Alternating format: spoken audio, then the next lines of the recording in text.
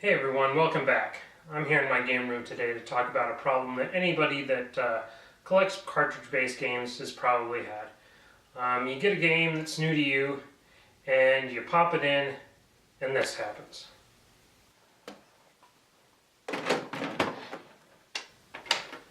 Absolute dick. Nothing on the screen, no video, nothing. And so you try everything you can. You pull it out, you put it back in. You pull it out, you're blowing it as hard as you can. You even tried cleaning it with Q-tips and alcohol. It still won't turn on. I don't know how many people I've talked to that freak out. They think there's something wrong with the game. They think there's something wrong with the system. And they start going through all sorts of things that they think they got problems with. Well, what I'm going to show you how to do today is clean your games properly. Clean your game contacts, and this is what you should do anytime you get a game. Just open it up right away and clean it. Just to show you that my Genesis is not broken, I'm actually going to put in a different game. This one has been cleaned the proper way, and immediately it starts up, no problems, and great. Now I kind of just want to sit here and play Sonic 3, but we got work to do, so I'll head over to the over to the workroom actually, and show you what we need to do that properly. So I will start the video back up in there. Alright, so here I am in the workroom now, and I want to show you what you're going to need to open up games and clean them properly. So let's start out with software here. And the first thing you're going to need is isopropyl alcohol. You may know it as rubbing alcohol. Most of the time you see this in the store, it's going to be in a concentration of somewhere in the 70 percentile range. I don't suggest getting it, mostly because it's just diluted with water is all they've done. And so you're just paying somebody to put water in your alcohol. And the higher the percentage, the better it's going to clean anyway. So you're better off finding the 99%, that's all I'll use. It's not easy to find in the store. I had to order mine on Amazon, but that's what I use. You're also going to need this. This is game cleaning paste. This is basically metal polish. No, it is not Brasso. I get it from a vendor called the Nintendo Repair Shop. I'll include the link down below in the description to get this. But this is roughly about $4. It cleans quite a few games actually, and I have never had a game yet that this stuff is not able to get working. So, I mean, this stuff's great. This is what I use and I love it. People have suggested Brasso, but I've heard issues with it recently, so I don't know, that's up to you. Next you may want a little bit of canned air just to blow dust out of the cartridge or whatever. You never know what you're going to find in there. Now for the hardware, you're going to want some of these anti-static cloths. This is what I use to clean up after I've used the game cleaning paste and some isopropyl to clean it off. I use this to dry and make sure the contacts are really clean.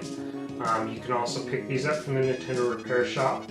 You can actually pick them up in a kit with the game cleaning paste as well as some game bits, which I'll talk about in a second. Next thing is just some Q-tips. You'll want these to basically apply the paste or some isopropyl and clean the contacts. This is basically the medium we're using to apply the cleaning methods. So just some Q-tips, easy enough. And then you're going to want some various security bits. There are two different size game bits that you'll want, and like I said, you can get those in the kit from the Nintendo Repair Shop. People call them game bits because they're generally used with games. Some games will open with just just a Phillips head screwdriver. Some will open up with a flat head. Some will open up with Torx. And I'll go into that in detail in the next video, which I'm going to talk about how to open up all sorts of different games, you know, the N64, NES, SNES, different Genesis cartridges. Basically, I'm going to show you how to open up any cartridge-based game that I have, and the nuances of how they're put together in there, because some of them, like the N64 cartridges, are a little bit trickier than the others. Most of them are generally pretty simple. And then, of course, lastly, you're going to need a screwdriver that you can put these bits in. So this is basically what you'll need to clean your contacts properly. One thing I don't have pictured here is some triple-aught steel wool. Now, I have never had to use this. It is an absolute last resort. I don't really suggest taking anything that abrasive to game contacts unless absolutely necessary.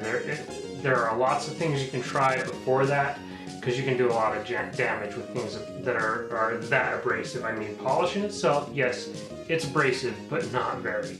So, but now let me talk about a few things that are the reason for me really wanting to make this video, and it's suggestions I've seen from other people on how to clean game contacts. And we'll start with this one, pencil erasers. Now, I do remember as a kid, and I still have it, but I played with slot cars, and these worked wonders to clean those little slot car tracks off, to clean the metal on them. And I actually used that to do that, but I would never use this on a game because this leaves a residue. It gets flipping eraser turds all over the place. It makes a mess. I just don't see the point in it when we have things like this, unless you're a major cheap ass. I mean, seriously, just it's $4 for this stuff. Just do it right, and this is not ever going to get it nearly as clean as that. And you're still gonna have to contend with the crappy residue that this stuff leaves. So, you know, just forget the pencil. Next, I would say, is Mr. Clean Magic erasers. While these things do work wonders, I love them for a lot of stuff, I am not going to take them to a game for a couple of reasons. First reason is, you have to soak this thing in water. I don't want water near my electronics. Are you kidding me? Get water all over that stuff? No. No, and you have to get them pretty wet, and when I've used them, I mean, you wring them out pretty good, but still, while you're scrubbing at stuff, and these things are pretty abrasive if you apply enough pressure, so you'd be surprised. But the other thing is, I don't know what the hell is in these things. I don't know what chemicals they put in here, and I really don't want those near capacitors, resistors, the EPROMs, whatever. I really don't want to risk that, especially when, like I said, there's alternatives out there that we know are fine. So, you know, stick with the paste. I don't have any around me right now, but WD-40 is another thing that I've seen. Once again, that stuff's full of chemicals. Chemicals I don't want near a PCB or anything on one. So yeah, I would avoid WD-40 as well, and if you think those erasers make a mess, that's going to spray everywhere and leave an oily residue all over the PCB, all over your table, all over you. Yeah, screw that. Don't bother. But my biggest pet peeve is sandpaper. And I've opened up a couple of games where you can clearly tell sandpaper's been taken to. Do not, absolutely do not take sandpaper to your game contacts. Are you trying to sand off the solder mask on the PCB and then totally jack your game over? It'll never work again? I mean, granted, steel wool it's abrasive like sandpaper, and there are finer grits of sandpaper, but I'll tell you that the grits of sandpaper that whoever's been using to sand the contacts in the games that I've gotten is not fine grit. I mean, it's just, don't take sandpaper. Just, if it really comes to that and you have to get something that abrasive, triple-aught steel wool. It's the safest thing out there compared to sandpaper. Sandpaper, just don't. But last thing I wanted to mention is, please stop blowing in your games. It's probably the reason why your games don't work right now. It is because they've been blown in. You blow in them for 20 and some odd years thinking that gets them to work. It doesn't. It was probably just the fact that you pulled it out and pushed it back in that got it to work. And now you're blowing in it, and you would be amazed at the crap that is in your spit. It's full of bacteria and crap, and I don't care how hard you try, you're spitting all over that game.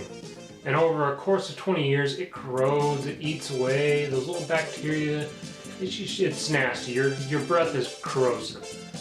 Just don't blow in games. It's why they don't work most of the time. So, you know, just stop blowing in them, clean them right, and you won't have problems. So, anyhow, on to the actual cleaning and taking part of the cartridges. We'll get to that video tomorrow. So, come back tomorrow and look for that. Look down below for links to the Facebook page and the Nintendo Repair Shop where you can pick this stuff up. And we'll see you tomorrow. Thanks for checking the video out. Bye.